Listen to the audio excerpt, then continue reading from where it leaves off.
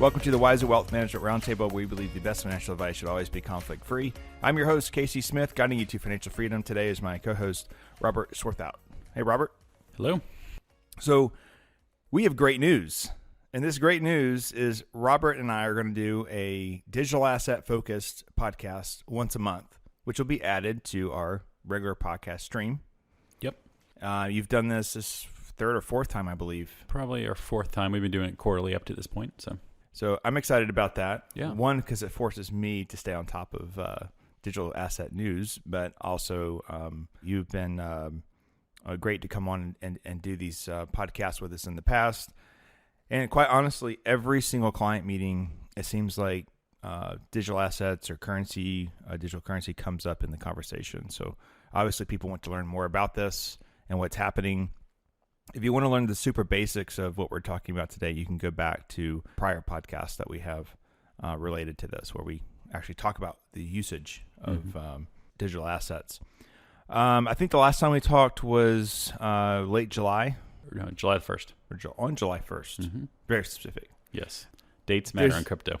There's been yeah, they do. Yeah. There's been a lot of positive movement.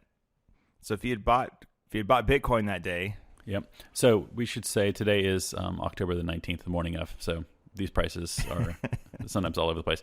So if you had bought Bitcoin on July the 1st, it would have been worth $33,697 per Bitcoin. As of this morning, it is $63,812. So just shy of a double. Bitcoin's been all over the place this year. It was, in I think it was mid-April. It was up at 64,800. And we are roughly within $1,000 of that now. So it's my guess is we see an all-time high probably later this week, but if not today. But if I remember correctly, on July 1st when we last talked, actually it was coming down. It was down. I want to say it was half of what it was. Yes. Yep, I think from the first time we met. Yeah, or the second time we met. So between April when we talked and July when we talked, it had gone down from 64,000 and bottomed, I think, at 29,000. So it had a 50% pullback, a little over 50, and then kind of has been, was sideways for a long period of time between July the 1st and, October the 19th. But it's, the last 2 or 3 weeks, it's really started to kind of get moving. And we have some topics about it that may have been people getting excited about, some news, some ETF news. So, well, everyone got excited about Bitcoin when Elon Musk said that he would take payment for Teslas with Bitcoin, only to several months later come out and say, "Oh, we won't do that anymore because it's destroying the environment." All these Bitcoins. So we haven't heard anything else about that since then. And it's been mute ever since then. And actually, I think there's been a lot of articles written that, well, actually, yes, it does take a lot of energy, but it's not nearly as much energy as we were thinking because so many people are connected to hydro. Yep. And different renewable power. So the question is that power being taken away from somewhere else, or is it purely power that would have been never generated? So, I think you're going to get very, both sides of that fence depending on where you look. But in my opinion, anytime that crypto's talked about in the news, good or bad, it's good because it kind of raises the awareness and makes people curious about what's going on. So kind of jumping back to prices, and we can kind of move on to news, is Ethereum back on July the 1st was $2,133, and now it is at $3,861. So it's kind of mostly followed Bitcoin along its path there. XRP back then was 66 cents. Today it's $1.10. Between now and then, it was back up to $1.30. Now it's kind of back down. It's kind of just kind of moving with the market in general. So the high cap market in general. So. And kind of way to illustrate just kind of how big the market is the total market cap of all digital assets back in July the 1st was 1.39 trillion. Today it's 2.53. So really healthy change there. Who knows where this thing peaks at? Digital assets in general seem to follow a bull market with a blow off top. Everything kind of goes nuts and then kind of goes into a bear market for some number of years. Yeah. So hopefully we have a longer bear market and everyone's happy. But I enjoy the bear market period because that's when you can make your money. You buy low and sell high rather than buying at the top. Right, exactly. Well, it kind of goes back to that test. If I go and get my haircut and my barber is talking about whatever it is, I remember when energy prices got really high and getting my hair cut, and my barber was asking me about buying oil ETFs. I was like, man, if my barber is asking about buying oil, this might be the top. And I came back and I told our research analyst at the time, I said, I think it's probably time to get out of all things commodities, because the barber test just passed, which is a negative thing. And sure enough, that was near the top. And with Bitcoin, part of it is, or just any digital asset, I guess at this point, I think it's the newness of it. But people are seeing people make money or hearing about people making money, but it's still very dangerous. It's a high risk. I mean, it's a new asset class, and people always seem to forget. People love to talk about when they make the money. No one's ever talking about when they lose money. Well, that's true in stocks too. Yeah. I had a prospect come through our office recently, and he was telling me about a couple of stocks he'd made 3,000-4,000% on. I mean, it's huge gains. Right. And as I go through the portfolio, there's all this red. Right. He's break even. So you made a ton of money on a couple of stocks, and then the rest of it were break even. And you're just kind of like, well, there's a way to de-risk this. Yeah. You mentioned your barber talking about it. I was recently on an airplane, and the guy behind me was talking about how his mom, and this guy was probably middle age. His mom's probably, maybe near retirement age. His mom's in an investment group with some of her friends, and they recently pooled their money together and bought $50,000 worth of crypto. I'm like, part of me is like, that's awesome. Part of me is like, they probably don't understand anything that they're buying unless they're like the most savvy 60-year-old investors, because this stuff is technical, and like you can quickly get the wool pulled over your eyes if you don't know where you're buying and what you're buying. Well, so even like guys like Mark Cuban getting caught up in essentially a Ponzi scheme, which is perfectly legal in the currency world because there is no regulation. If he gets taken, that anybody can probably get taken. Although I think he did admit that he didn't do his full research diligence on it. Did. But he can afford the loss. We have people who come in and again, they're long-term focused investors and they're on a great path. And if they lost all their money in their crypto accounts, they'd be just fine. But it's funny, one lady that we know, she loves gambling, so she goes to Vegas for quite frequently and plays slot machines, blackjack. That's crazy she gets, right? Yep. She literally has this pulls out this notepad and has all her coin written down about what she's buying and what price. Yep. And it's literally like, for her, it's like she's in Vegas. So he's like, well, this one's up, so I sold it, and this one was back down, and she's having fun with it. Yep. But there's so much more to it than that, and I think that's why we're going to start launching this podcast monthly, so people actually do some education, learn more about it in the process. Yeah, and it's just like stocks.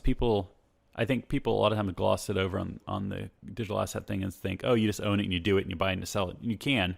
So you're either in the long-term holding bucket or you're in a trading bucket, and you kind of need to know where you're at and why you're getting into that bucket and how you're getting out of it. And people kind of, again, like I say, gloss over it and kind of like, oh, I just have it, and they're so excited. They feel like they've holding some kind of special rock. Right. and it could be a rock, literally, I guess, but it's... Well, before we get into the new Bitcoin ETF, I will say non-fungible tokens. It's something we haven't really gotten into. I think we talked about it a little bit, but there was a virtual house someone created and they paid for it with Bitcoin. It cost them $500,000. There's pieces of art being created that you can buy with Bitcoin. In some cases, going for I think millions of dollars. Bitcoin, Ethereum, typically, but yes. So now on Coinbase, they've announced that you will soon be able to buy digital art or digital art NFTs, I guess is what they called it. Through the Coinbase account. And I find that interesting. I know that this can already be done, but I feel like it's done on platforms that aren't mainstream. Where I feel like Coinbase is a lot more mainstream now. Coinbase is definitely going to bring the NFT marketplace to the mom and pop. There's websites, quite a few marketplaces that you can buy them at, but it's like not as accessible. You already have to have a crypto to buy it. Coinbase is going to, I'd imagine when they launch it later this year, is going to make it where you literally can say, pull money out of my checking account, ACH, and buy this NFT. I haven't seen any demo of it, but in my mind, I picture like eBay.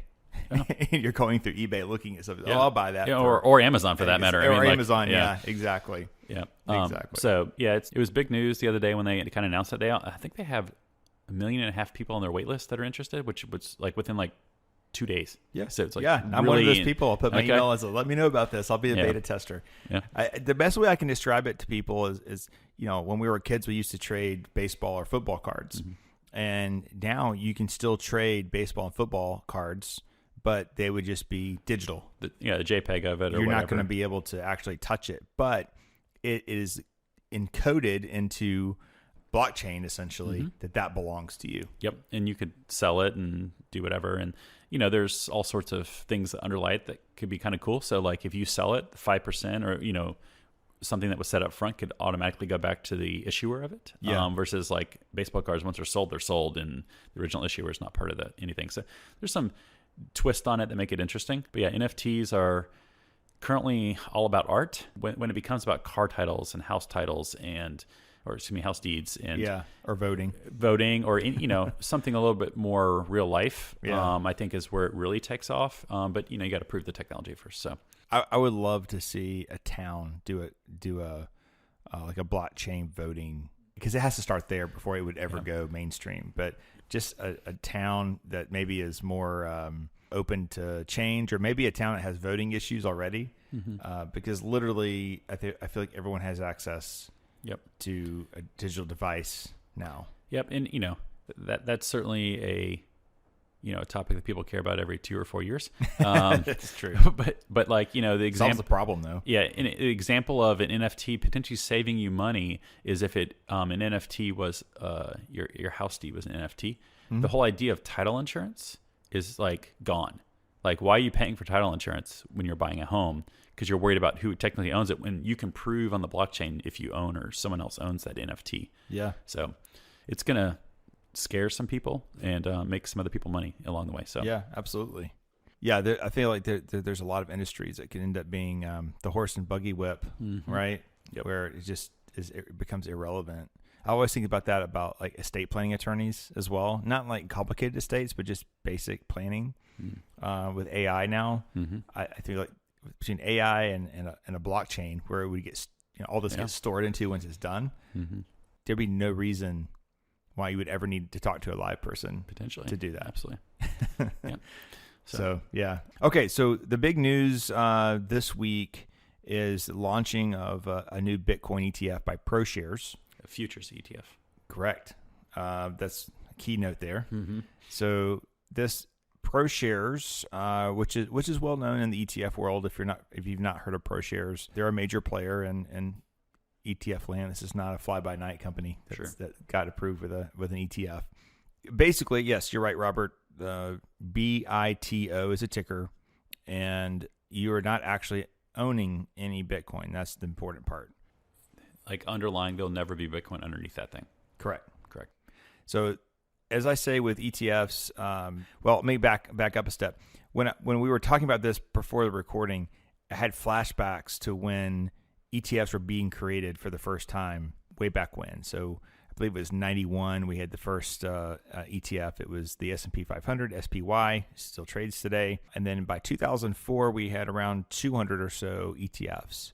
And our firm was leading edge on that. I was actually named as one of the top 25 pioneers in the usage of ETFs in the country because we had all ETF portfolios built by 2004. And going forward, though, the world just opened up, and all these new ETFs started coming into the fold.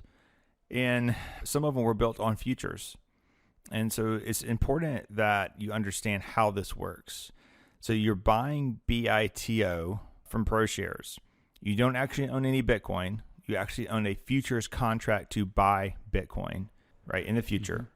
But the fund, the way it's set up under the 1940 Act, is you can never actually own the Bitcoin. So you'll never actually own the Bitcoin inside the fund. So now we have additional risk. So we're buying a fund that's going to track not the price, but the futures price of Bitcoin. So you could end up in a situation, they call it contango. So this is where we get complicated. But because the fund has to liquidate the contract, you could end up in a situation where the fund buys a contract, the contract comes due, or just before it expires, it liquidates. You liquidate the contract, let's say at $60,000, but the new contracts are at $63,000. that's going to reduce the value of that fund. It's a loss. It's in contango. Yep. Yep. There is a way called backwardation where you could be doing the opposite. You sell it at 63. In the future, you're buying at 60,000. Mm-hmm. And an ETF that's in backwardation is favorable to the person buying the contracts. Mm-hmm. So we first learned about this with oil prices because the oil ETFs were not tracking the rate, getting the same rate of return as the oil itself if you just traded oil. So you have ETFs in the oil space or gold space, or gold futures that were trading in contango for a time period. It could be a year, 2 years, 3 years, it could be a month. And then you have time periods where they trade in backwardation, which is favorable to the ETF holder. So in this case, with the Bitcoin, it's important that you do not own Bitcoin. You own futures of a Bitcoin. The fund is priced at 0.95%, which is actually pretty good. Especially for the first one. Yeah, right. Yeah. Right, because you're prior to that, your only other option was a Bitcoin trust, which was grayscale. If you were going to come through a brokerage account, correct. Yes. And I believe that was nearly 2% or just over 2% is what the fee was. Plus, for a while, it was trading at quite a steep premium. Right.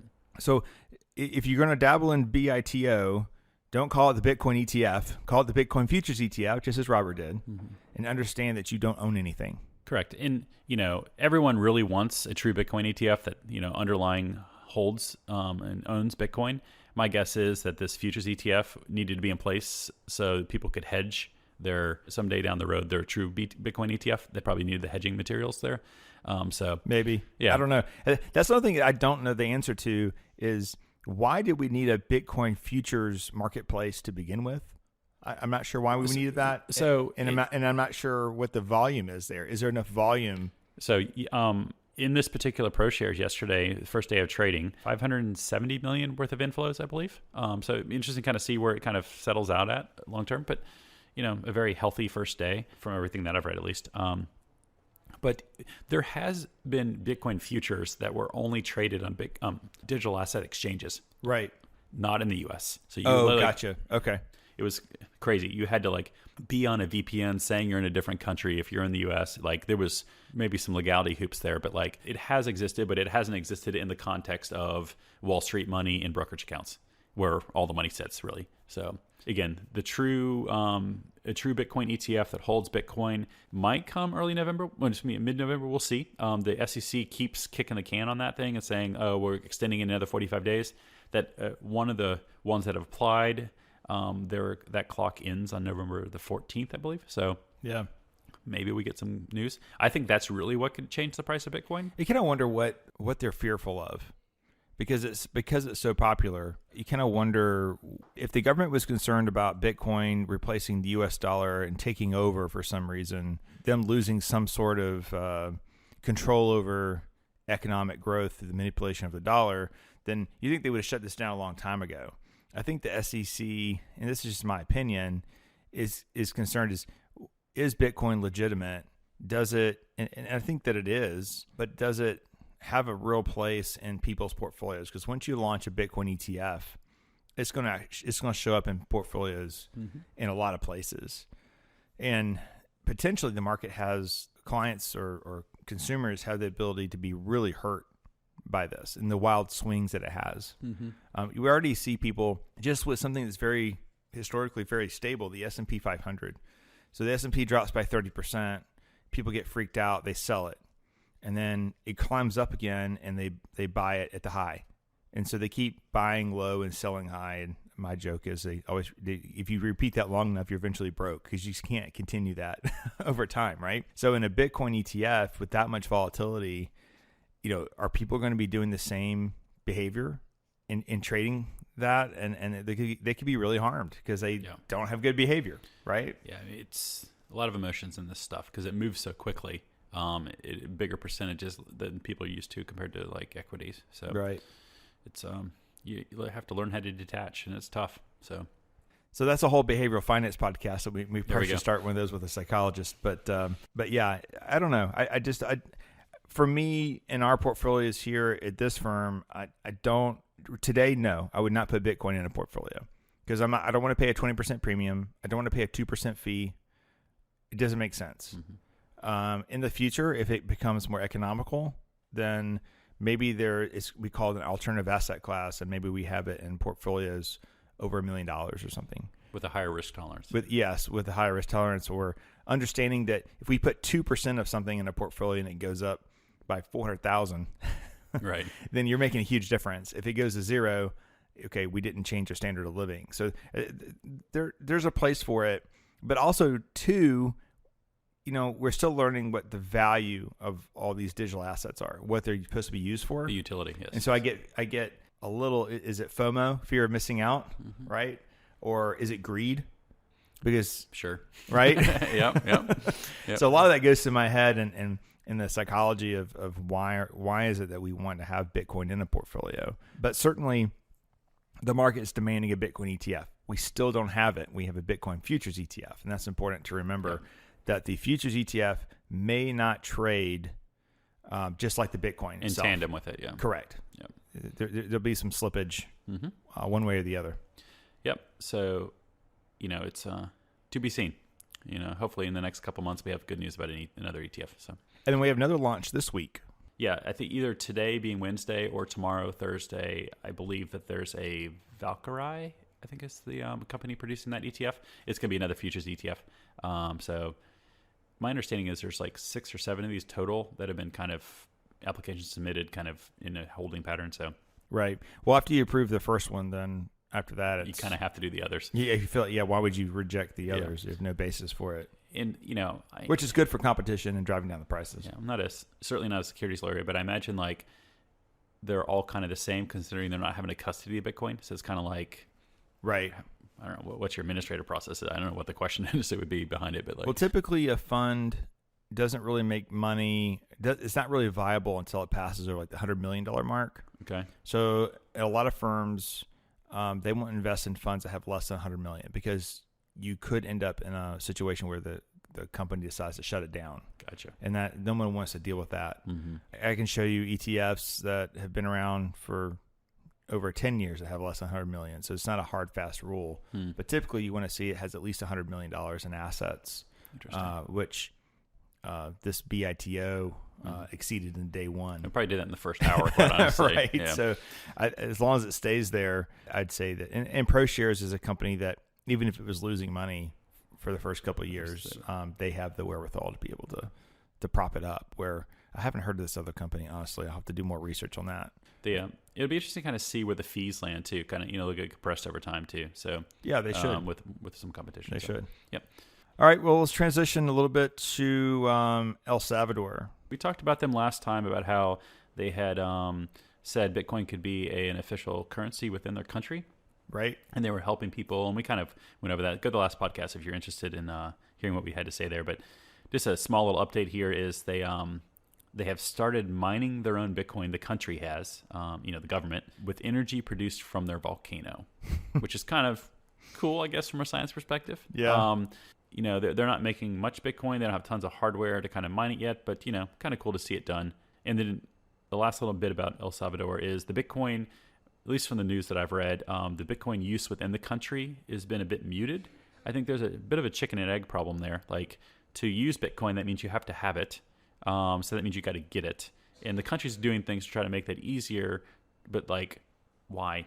Like, yeah. Like, I mean, just use because they're on the US dollar, and they're like, just use the dollar. I mean, right. So it's more of an adopting the usage of Bitcoin. And again, people that have Bitcoin are probably more concerned that they're going to spend it and then it goes up in value than whatever they bought just effectively was more expensive. True. In their mind, at least. Yeah. It just would have doubled in price. Yeah. I mean, since the last time we talked. That's the last time we talked. Yeah. And, it's a, I don't know if it's third world country, but it's definitely second world country. So, yeah. I think the average wage is like $5 a day or something. So right. I think it's important to understand that El Salvador is not leading edge just because they're using Bitcoin. Mm-hmm. I've seen so many people say, even in El Salvador, you can use Bitcoin to buy anything, and we can't even do that here in the U.S. I'm like, there's a reason. Mm-hmm. It's called stability. Yes. Yep. El Salvador didn't have stability prior to Bitcoin, right. And I think they were thinking maybe Bitcoin would bring some stability to the economy, but yeah, I don't know. Yep. So I think that's. I mean, Bitcoin is expensive to use to buy things. Yes, But the transaction is expensive. Again, yeah, that is true. If you're transacting between wallets, they have, as a country, built their own phone app. So you actually the country is custodying your Bitcoin for you. So they're just kind of moving numbers in a database. So it's actually not moving between wallets within the country. So that's how they're getting around the fees. But again, if you don't control your Bitcoin or your crypto in general, you don't own it. I mean, they say, not your keys, not your crypto. Oh, so the government owns your the government your Bitcoin is being nice and holding it until they decide to, I don't know if they, if a coup happens and something crazy happens, like your Bitcoin is not your Bitcoin. Hopefully everyone's, follows what they say they're going to do down there and nothing goes sideways, but it is a risk. So, but if I go down there with my Bitcoin, you could pay with it and you would end up paying the transaction $5 or $10. So yeah, it's probably not expensive coffee in El Salvador. Yeah, probably not the most efficient way to pay for things. Let's talk about the narrative around digital assets. Probably a bit of a recurring theme here, but it's definitely picking up steam. You even hear members of Congress regularly talking about it in different ways. Some are saying, there's in my opinion, forward-looking senators and that are saying we need regulations around this, and that definitely, I think everyone could agree we need some, at least a framework around it. But then you also have other senators that are worried about, I think just yesterday, the day before, Facebook announced that they have their own Novi wallet or something like that. That is, custody is being done by Coinbase, but it would help with sending money to Guatemala is their test case. Facebook's got their own trust issues right now. Like, I'm not quite sure that I personally want them in crypto until they kind of prove some trust is warranted. But there's senators saying we can't trust you with data because there's all that Facebook in the news about the data stuff. Right. So maybe, I don't know. Facebook's going to get beat up a lot on this no matter what they do. But so yeah, but the narrative is changing. It's use as an example. I have a shirt that says introverted but willing to talk crypto. Nice. And I'll just wear it out when I'm running errands or something, and a couple months ago, 6 months ago, people wouldn't say anything about it. They would look at, you could tell they were reading it. They wouldn't say anything. They just move on because they didn't understand it, probably. And then I was at Five Guys yesterday, and the girl behind the counter, I was trying to order my hamburger. She's reading my shirt. Then she started asking questions. I was like, we are, I guess progress is being made here. Right. So it kind of sounds like a multi-level marketing scheme. Yes, yeah. But I'm not selling anything. And she didn't ask any questions, but beyond just, she's like, oh, all right. I'm like, okay. Oh. So that's funny. But yeah, the narrative definitely is picking up, like I said, heard about it on the airplane, it's different places. So it's great. So a couple of podcasts ago, when I say that, talking about our podcast, not the general podcast, we talked about the SEC and the Ripple situation. Yep. So to recap, the SEC basically says that Ripple was not a digital asset. It was actually a... Ripple was selling XRP as a security. As a security. That's right. Yeah. That's right. Yeah. So this case is fascinating. I don't follow many court cases, but I'm definitely following this one because it's not just effectively Ripple on trial or XRP in this case. It is potentially the whole digital asset space. If this case was to go sideways and they viewed XRP as a security, because they're claiming all XRP right now is a security, which is absurd. Even if I was to send it between the two of us, somehow there was an investment contract and you're trying to profit off of me, it doesn't make sense in that case. But if they were to win this case, they could literally start going down the market cap of all these cryptos and just suing people left and right. And it's almost like extortion at some level because it's crazy. And the basis for this is saying that they have headquarters here in the U.S. and they were set up. They didn't register XRP as a security, and they were selling it 1,700 times from 2013 to 2018. But they didn't register as a security because they don't see themselves as a security. They see themselves as a digital asset or digital currency, right? Exactly. I mean, this where Bitcoin is not based anywhere. There is no Bitcoin headquarters. Right. There's a foundation, but it largely doesn't control it. It is definitely decentralized and where XRP they're saying is more centralized. They claim. Right. So it's this case is progressed. We're now in expert discovery phase. We left just regular discovery phase at the end of September, I believe. which was an extension in general. If you were following this case, you would actually think that the SEC is the defendant in this case, not Ripple. This case seems so lopsided in the favor of Ripple winning it right now that, I don't know, put odds on it and they win 90% or the something. Price keeps going up, so evidently other people think that too. Right, yeah. I mean, every time there's good news, it kind of helps the XRP price a little bit. But it is definitely, XRP trading is definitely inhibited in the U.S. Most people can't buy it easily. There's only like one exchange that will sell it because they've just taken that stance on it. The case has been making progress. If it stays on its current schedule, it should be decided at summary judgment sometime in Q1 of next year, if I understand correctly. So something big happened about 2 weeks ago. There's an attorney that just happened to be an XRP holder back in December. His name is John Deaton. He has his own law firm, I think, in Connecticut.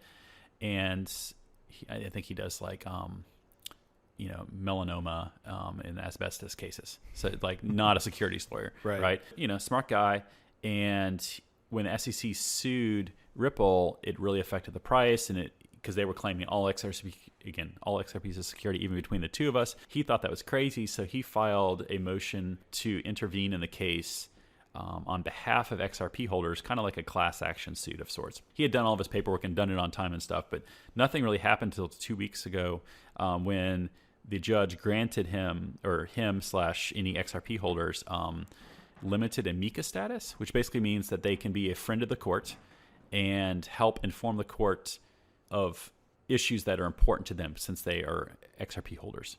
So the crazy thing is basically by getting amicus status, we are also saying we would like to be a defendant in the case. We're not really, but like we would like to be defendants in the case, so please sue us as well, the SEC.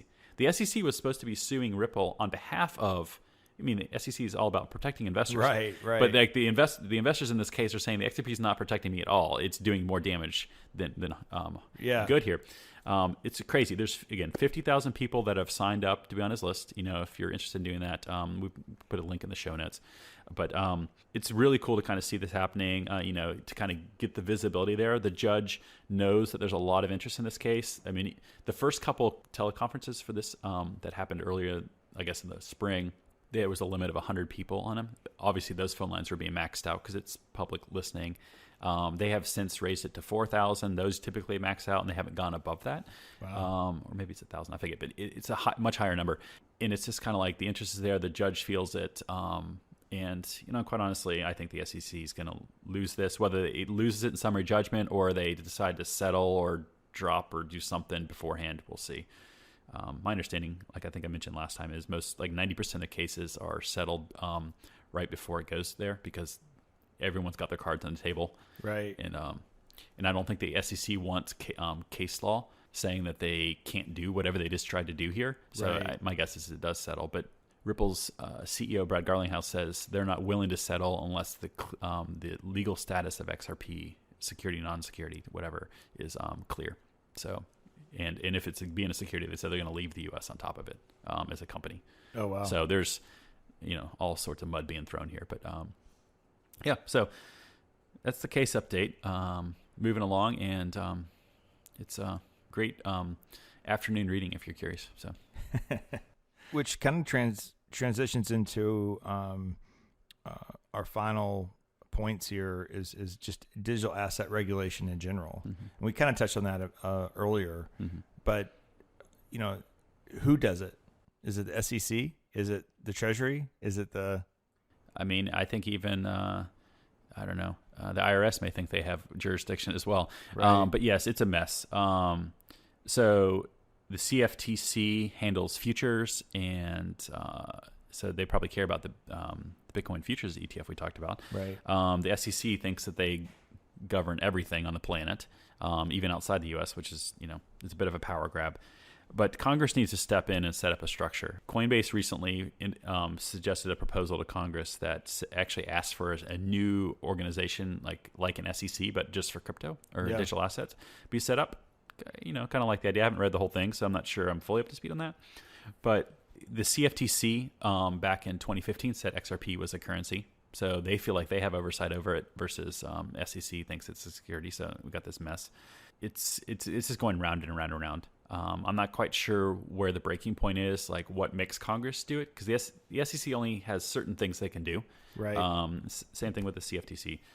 But, you just see like SEC Chairman Gensler was on one of these TV networks recently, and they asked him if Bitcoin and Ethereum are non-securities. And he said, well, I believe the securities laws are clear. So, and just kind of like stares into the camera. I'm just kind of like, we wouldn't be having this discussion if it was clear. Right. It's clear as mud to him, or it clear as mud to us, and like super water clear to him. Right. I don't know. It's we just need to kind of get past this, and who knows what's going on behind the scenes. You can make all sorts of conspiracy theories if you want. Some of them may be true, but it's just we need to kind of act like the leading financial market in the world and kind of embrace this stuff. It's almost like they don't want to give legitimacy to it. That might be part of their struggle. Is it if they set up these things and regulations, then they're saying it's legit, where the dialogue prior to this has always been, okay, it's worthless. Digital assets are worthless. They have no backing. Neither does the U.S. dollar, by the way. Yeah, drug dealers use them. Like, right, yeah. Drug dealers use them. Yeah. Part of it is that they have to come to the table and say, okay, it's almost like a country. If you go to the country and say, okay, you're a legit country, we'll do business with you. Yeah. It's the same concept here. The last little tidbit about Coinbase is 2-3 weeks ago they said that they were about to launch something called Coinbase Earn, which was basically a savings account, a crypto savings account. You deposit some crypto and you could earn interest. Correct, because they're lending out your crypto probably. The SEC lost their shit over it and said, we're going to sue you if you do this, because they were going to basically, you could earn 4%. Okay. Well, maybe Wall Street or big banks kind of got behind the scenes and said, this can't happen because right now you're making at best 0.5% in your savings account or checking account. So like a huge, and maybe it might have been just destabilizing to the money markets. I don't know. You can make up all sorts of things, but like the money could have flown like crazy. But you can do that now, just not at Coinbase, but you can.